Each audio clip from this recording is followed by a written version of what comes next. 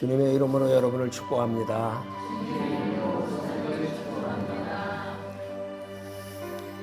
예수님께서 이 땅에 오셔서 12제자를 따로 세우시고 그들에게 부여하신 최고의 사명은 바로 세상으로 나가 복음을 전하는 일이었습니다. 오늘 우리가 마주하는 본문은 사도를 세우신 목적이 무엇인지 가장 선명하게 보여주는 내용입니다.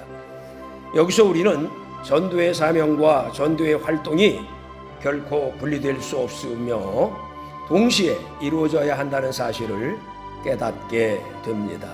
사명만 하나님이 주시는 게 아니라 그 사명을 움직임으로 갚도록 하신다는 말씀입니다. 우리는 오늘 성경을 통해서 우리에게 주어진 사명을 한번 되돌아봐야 됩니다. 나에게 집사의 사명이 주어지고 나에게 권사의 사명이 주어지고 나에게 장로의 사명이 주어지며 나에게 목사의 사명이 주어졌을 때 그거 그냥 직함인가? 라고 하는 것입니다. 아닙니다. 제자들을 주님께서 세우셨어요. 그러면 그냥 사도 이렇게 불리면 되는 건가? 그게 아니었다는 거죠. 그걸 이제 오늘 성경이 말씀해 주고 있습니다. 만약 우리가 사명은 받았다고 말하면서도 실제적인 활동을 하지 않는다면 그 사명이 무슨 소용이 있겠습니까? 관념 속에서만 머무는 신앙은 힘이 없습니다. 예수님의 12제자 선택에는 이처럼 분명하고도 실천적인 목적이 있었다는 것을 우리는 오늘 본문 말씀을 통해서 배워야 할 줄로 믿습니다. 이제 주님은 복음을 전하는 주의 일꾼이 구체적으로 어떤 대상에게 또 어떤 자세로 나아가야 하는지를 오늘 성경을 통해서 말씀해 주고 있습니다. 첫째로 생각해 볼 것은 분명한 목표가 있다는 겁니다. 이스라엘의 잃은 양에게로 가라, 이렇게 말씀하시고 계십니다. 목표지는 이스라엘의 잃은 양들에게 가는 거죠. 5절 6절입니다. 이방인의 길로도 말고 사마리아인의 고을에도 들어가지 말고 차라리 이스라엘의 잃어버린 양에게로 가라, 이렇게 말씀하시고 계세요. 하나님은 12사도를 택하시고 그리고 분명한 목적을 주어서 그들을 가까이 있는 잃은 양들에게 보내는 그런 내용이 오늘 성경에 기록이 되고 있어요. 오늘날 우리에게 몇 가지 중대한 영적 교훈을 주고 있습니다. 우선 먼저 제자들이 어디로 가서 누구를 전도할 것인지를 명확히 한정 지어준다는 거예요. 이게 없으면 우리는 아무런 일도 할 수가 없습니다. 무엇인가 하나님께서 구체적으로 우리에게 주실 것이 없다면 우리를 부르시지도 않습니다. 근데 무엇인가 해야 될 일, 분명한 목적이 있기 때문에 우리를 부르시는 거죠. 제자들도 그래서 불렀음을 오늘 성경은 말씀해 주고 있어요. 우리는 때로 의욕만 앞서서 무턱대고 아무 데나 가서 복음을 전하려 할 때가 있습니다. 그건 성취할 수가 없습니다. 걸리는 대로 한번 해보지. 아니요, 그렇게 해서는 되지 않음을 오늘 성경은 말씀하고 있는 거죠. 그렇게 되면 분명한 목표가 없기 때문에 에너지만 낭비하고 실패할 확률이 매우 높습니다. 여러분, 양궁 선수가 아니면 활을 쏘는 사람이 이 목표물이 없어요. 그런데 양궁을 해요. 어디다 쏩니까? 분명한 목표가 있어요. 분명한 목표를 오늘 예수님은 말씀해 주시고 계십니다. 다른 데로 가지 말고 가까이 있는 이스라엘의 잃은 양에게로 가, 이렇게 분명히 말씀해 주고 계십니다. 누구를 전도하는지 이 분명한 목표, 이것이 분명할수록 전도가 결실할 확률이 높습니다. 그런데 누구를 전도해야 되지? 라고 하는 목표가 없어요. 그러면 전도하지 못할 확률이 훨씬 더 높습니다. 마치 돋보기로 햇볕을 한 점에 모을 때 비로소 불꽃이 일어나는 것과 같은 현상이라고 저는 생각합니다. 여러분의 기도 수첩에 구체적인 이름이 적혀 있어야만 돼요. 그래야 전도가 이루어집니다. 여러분 혹시 전도 대상자를 정하지 않고 무턱대고 말씀 듣고 나가서 내가 전도해야지, 그런 막연함으로는 전도가 이루어지지 않습니다. 오늘 성경은 분명하게 말하고 있어요. 이스라엘에 다른 데 가지 마라. 먼 데 가지 마라. 이스라엘의 이른 양들에게 가, 이렇게 말씀하시고, 이건 분명한 목표를 찍어주는 거예요. 예, 제자들이 12명이 제자로 부름받으면서 그들은 왜 부름받았는지 몰랐어요, 맨 처음에는. 그러나 예수님이 점을 하나 찍어줍니다. 이리로 가, 이렇게 말이죠. 이게 바로 분명한 목표를 설정해 주시는 거예요. 지금도 다름이 없습니다. 이 원리는 똑같습니다. 분명한 목표를 정하고 그 목표치를 향하여 갈 때 그가 전도가 될 수도 있지만 안 될 수도 있어요. 그러나 분명한 목표는 있어야 됨을 오늘 성경은 말씀해 주고 있습니다. 막연한 인류 구원을 위해서 기도한다?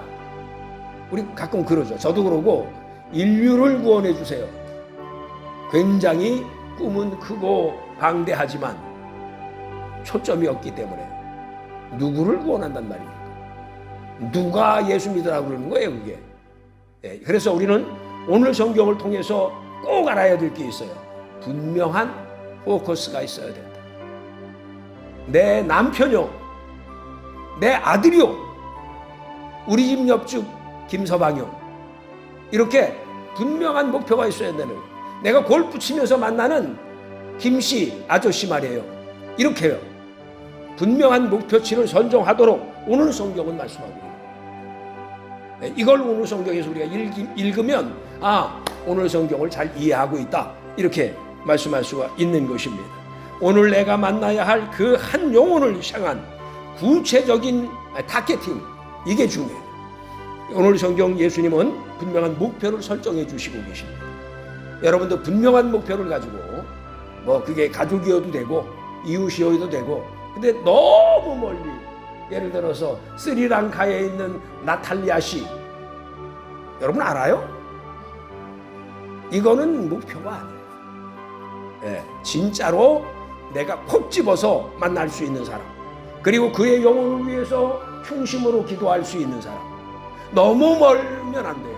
가까운, 예, 아직은요, 제자들이 아직은 가까운 지역이에요. 이건 제가 한정적으로 말씀드립니다. 아직은입니다. 그 다음은 이제 달라져요. 그러나 아직은 두 번째 우리가 생각해 볼 것은 실제적인 훈련을 가까운 데서부터 시작하고 있다라고 하는 거예요. 여러분, 실제적인 훈련은 정말 실제적이어야 되는 거예요. 환상적이면 안 됩니다. 예수님이 이방인이 아닌 이스라엘에게 먼저 가라고 명령하신 이유, 아직 제자들이 이방인들에게 복음을 전할 수 있을 만큼 영적으로나 아니면 문화적으로 성숙해 있지 않습니다. 이게 초반이잖아요. 아직 그들이 성령 충만을 받은 것도 아니고요. 그렇기 때문에 초보자들이에요. 가까운 데로 가라, 가까운 데. 보이는 데로 가라, 이렇게 말씀하고 계신 거죠. 가까운 이웃부터 접근하라는 지혜로운 전략입니다. 제자들은 사명은 받았지만 아직 본격적인 이방 선교를 위한 깊은 훈련은 받지 못한 상태예요. 그러기에 가까운 데로, 그래서 가장 익숙한 곳, 가장 가까운 곳, 여기부터 전도하도록 말씀하시고 계시는 겁니다. 이것은 일종의 현장 실습이다, 이렇게 말씀드릴 수 있어요. 요 현장에서, 네가 살고 있는 요 현장에서 실습을 해라. 그리고 나서 그 다음 세계 선교를 이야기하고 세계 선교를 위해서 기도하고 이렇게 해라, 이런 의미로 받아들일 수 있는 말씀입니다. 주님은 이론 교육에만 머물지 않으시고 실제적인 삶을 통해서 제자들을 훈련하시고 계신 모습을 볼 수가 있습니다. 여기서 우리는 중요한 원리를 배웁니다. 너무 높은 목표는 때로 허망한 이상에 지나지 않을 때가 많습니다. 그게 바로 인류 구원 이런 거예요. 아니, 목표가 그게 제대로 정해진 게 아닙니다. 그냥 보기 좋게 기도하는 거지. 인류 구원이라니요. 물론 인류가 다 구원받기를 원하죠. 그러나 나라고 하는 사람이 정말 하나님의 사명을 받들고자 하는 그런 내용은 아니란 말이에요. 그러기에 우리는 분명한, 그것도 실제적으로 가까운 데서 시작해야 된다는 거죠. 여러분, 미국의 한 유명한 선교사가 평생 아프리카 선교를 위해 기도했습니다. 아주 오랫동안 기도하며 준비했습니다. 그래서 아프리카 나라들에 대해서도 좀 공부를 하고, 또 아프리카에서 쓰고 있는 언어를 좀 익히려고 애를 쓰기도 하고, 그러면서 아프리카 선교를 꿈꾸고 기도했어요. 그런데 아프리카 선교에 나서기도 전에 건강이 안 좋아졌습니다. 그래서 도저히 아프리카에 갈 수 없는 거예요.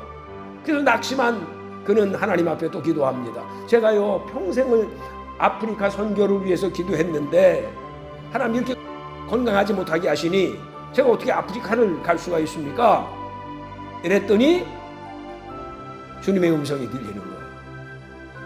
아무개야, 내 건강이 허락하는 선에서 가까운 데서 선교하도록 해라, 전도하도록 해라. 그러면서 내 집 앞을 지나가는 이웃부터 해라, 이런 음성이 들리는 거예요. 그래서 그는 자신의 집 앞을 지나는 이들에게 복음을 전하기 시작했고, 결국 그 지역 사회가 복음화되는 놀라운 역사가 일어났습니다. 여러분, 이 사람의 꿈은 아프리카 선교예요. 그러나 하나님이 그에게 명령한 것은 집 앞에 지나가는 사람 붙들고 전도해, 이거였습니다. 그의 건강은 아프리카 가서 선교할 만한 건강이 안 되는 거예요. 그러니 하나님이 그의 노선을 바꿔주신 거죠. 여러분, 내가 하고 싶은 것도 있어요. 그러나 여러분, 하나님이 하라고 하신 것을 하시기를 주의 이름으로 축원합니다. 나는 그렇게 조그만 사람이 아니에요. 저는요, 그렇게 조그만 교회에서 목회할 사람이 아닙니다. 저는요, 큰 교회에서, 대형 교회에서 하나님의 말씀을 외칠 사람이에요. 그건 자기 생각이고, 하나님이 하라고 하면 그곳이 어디든지 주의 사명을 감당해야 되는 게 하나님의 사람들의 모습인 거예요. 여러분은 그런 성도가 되시기를 주의 이름으로 축원합니다. 세 번째로 분별력인데요, 하나님의 때를 따라 순종해야 합니다. 사람은 다 때가 있어요. 예, 사람뿐이 아니라 하나님의 일도 때가 있습니다. 아직 이방인들에게 본격적으로 복음을 전할 때가 아니에요. 예수님이 돌아가시고 부활하시고 승천하시고 그 이후입니다. 그러니까 아직은 아닌데 멀리 가서 하려고 그러면 안 돼요. 그래서 주님은 이때가 어느 때인지 분별력을 갖도록 또 하고 계신 거죠. 성경을 통해서 분명히 알듯이 오순절 다락방 성령 강림 사건 이후에야 비로소 이방을 향한 복음의 문이 활짝 열립니다. 그때는 이제 이방으로 가는 거예요. 그때는 이스라엘에만 머물러 있으면 안 되는 거예요. 즉 분별력이죠.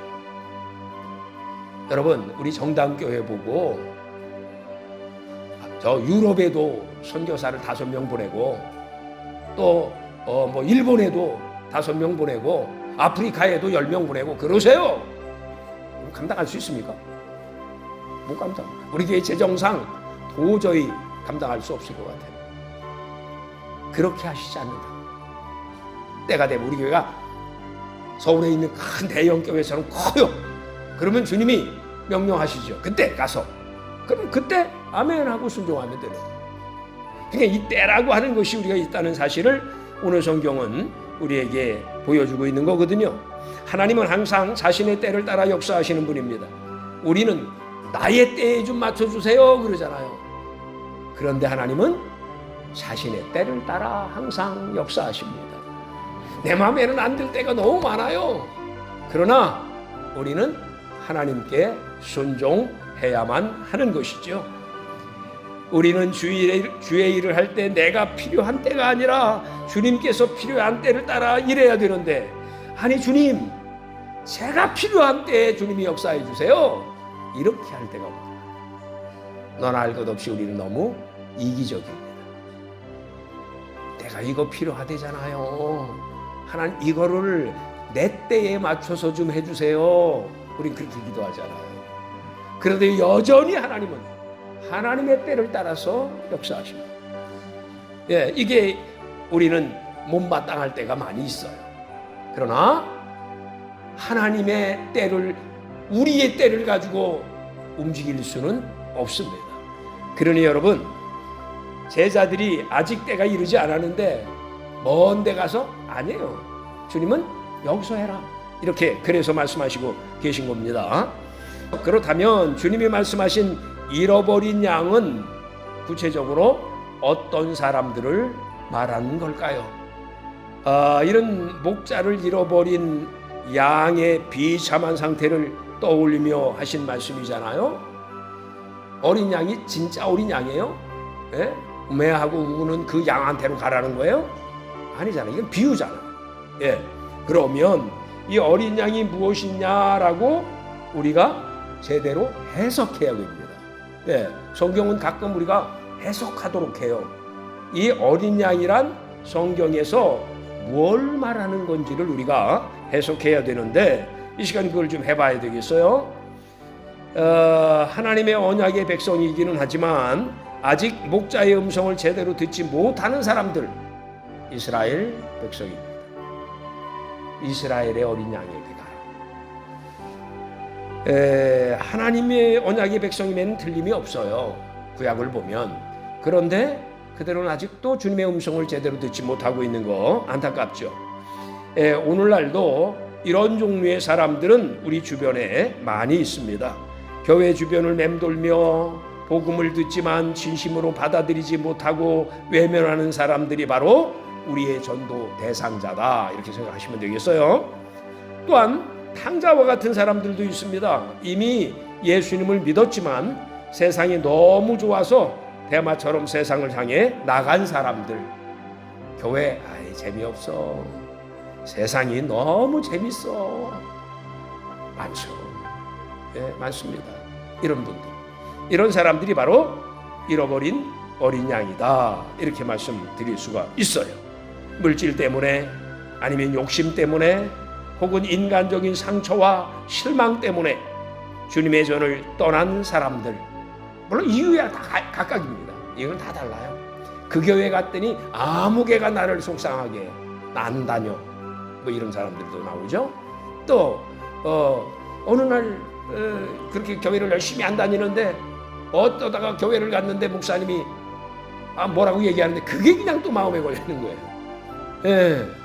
목사님은 하나님의 말씀을 전했을 뿐일 테인데, 그러나 그가 받아들일 때는 자신을 욕하는 걸로 받아들이고 자신을 저주하는 걸로 받아들이고, 이렇게 되면 다시는 나 교회 안 가, 뭐 이렇게 될 수도 있어요. 어쨌든 간에 이들이 다 잃어버린 양이다, 이렇게 말씀을 드릴 수가 있습니다. 이스라엘은 언약 백성이에요. 이스라엘은 하나님의 백성이에요. 그런데도 하나님의 음성을 제대로 못 들어요. 그게 잃어버린 양이라고 성경은 말씀해 주시는 거예요. 그래서 그 이후에 어땠든지 간에 당시 이스라엘에도 이런 종류의 사람들이 너무 많았기 때문에 이런 사람들에게 가라, 이렇게 말씀하세요. 이런 이들에게 전도는 탕자에게 아버지 집을 생각나게 했던 것처럼 다시금 주님의 부드러운 음성을 듣게 해주는 일입니다. 그런데 여러분, 사람에게 실망하고 하나님을 버리는, 이거는 뭔가 안 맞는 얘기 아니에요? 사람에게는 누구나 다 실망할 수 있습니다. 사람이 다 같지 않잖아요. 우리 교회 정당교회 성도들은 다 예수님 가운데 토막들이에요.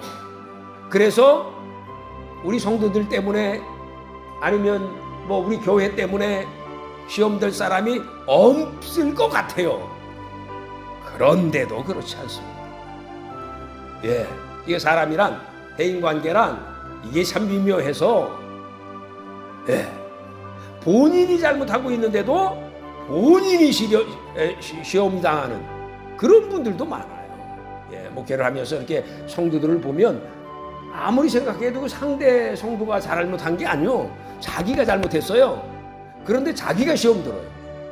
예, 그럼 그걸 어떻게 해요? 그래도 그들이 다 잃어버린 양이라고 하는 개념에 든다는 사실을 여러분이 아셔야 됩니다.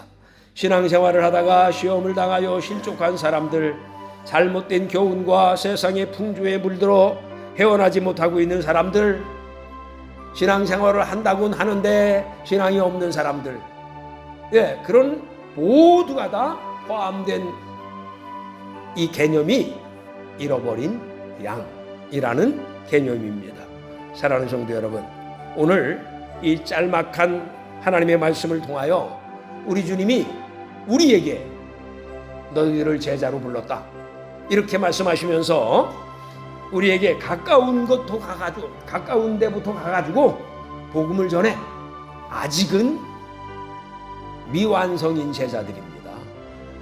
이 제자들이 지금 뭘 알아요? 아무것도 몰라요. 그런데 그들에게 저 먼 곳에 가서 선교를 해라, 이렇게 말씀하시면 되지 않잖아요. 그러니까 주님은 가까운 데로 가라고 말씀하시고 계십니다. 여러분들도 가까운 데로 가시기를 주의 이름으로 축원합니다. 그들의 아픔을 치유하고 그들을 괴롭게 만들고 힘들게 만들고 슬프게 만드는 귀신을 쫓아내고, 주님이 능력 주셨잖아요. 예, 그거 다 쫓아내고, 그리고 너희들이 가까운 데서부터 복음을 점점 확산해 나갈 수 있도록 해라, 이렇게 말씀하시고 계신 거죠. 주님은 사명과 함께 반드시 그 일을 감당할 능력도 주신다고 이미 말씀을 드렸습니다. 이 사실을 믿는 성도가 되시기를 주의 이름으로 축원합니다. 분명 저도 의사가 아니고요, 여러분도 의사가 아닙니다. 그러나 여러분에게 마귀를 쫓을 수 있는 능력을 주셨음을 확신하시기를 주의 이름으로 축원합니다. 가까운 곳부터 차차 넓혀 가시기 바랍니다. 하나님보다 앞서가지 마세요. 우리 예수님이 가까운 데라 그러는데, 아니요, 저는 신에 안 찹니다. 이 가까운 데 말고요, 전 좀 먼 곳에 가서 하겠습니다. 이거 주님보다 앞서가는 거예요. 네, 앞서면 안 돼요. 주님이 앞서가셔야지. 내 인생의 앞에 주님이 먼저 가세요. 저는 주님의 발자취를 밟고 가겠습니다. 이게 우리 성도가 해야 될 일입니다. 근데 오늘 성경에서 말씀하시는 우리 주님은 가까운 데로 가라고 말씀하세요. 그러면 우리도 어떻게 해야 돼요? 아멘. 제가 세계 선교를 꿈꾸고 좀 더 포부 있고 좀 더 멋진 선교를 하려고 했는데요, 주님이 성령님이 가까운 데로 가라고 하니 가까운 데로 가겠습니다. 이게 순종하는 제자의 모습인 거죠. 하나님보다 앞서가지 마시고 주님의 음성에 귀를 기울이며 주님의 발자취를 또박또박 밟으며 선교 전도의 앞장서는 성도가 되시기를 주의 이름으로 축원합니다.